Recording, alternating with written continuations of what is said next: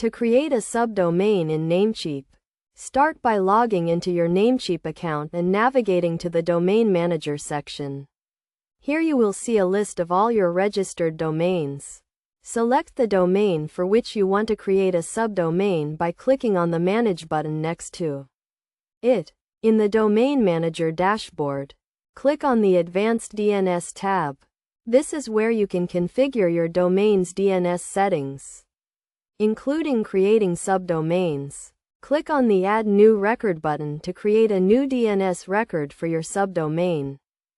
Select a record from the list of record types, as this is the most common type of record used for subdomains.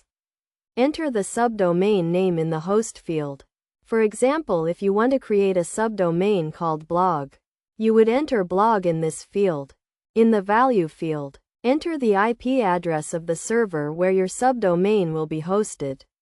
If you are hosting your subdomain on the same server as your main domain, you can use the same IP address.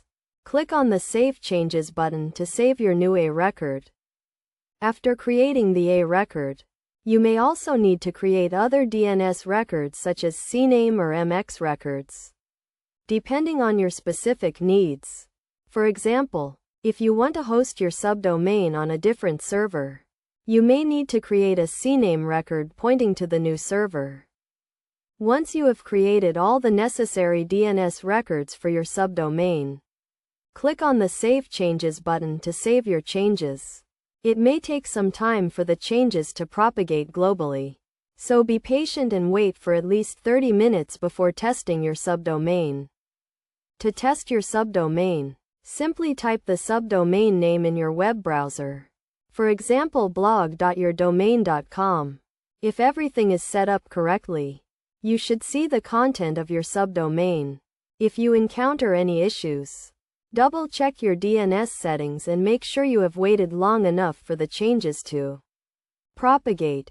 By following these steps, you can easily create a subdomain in Namecheap and start using it for your website, blog, or other online projects. Remember to always keep your DNS settings up to date and make sure to test your subdomain regularly to ensure it is working correctly.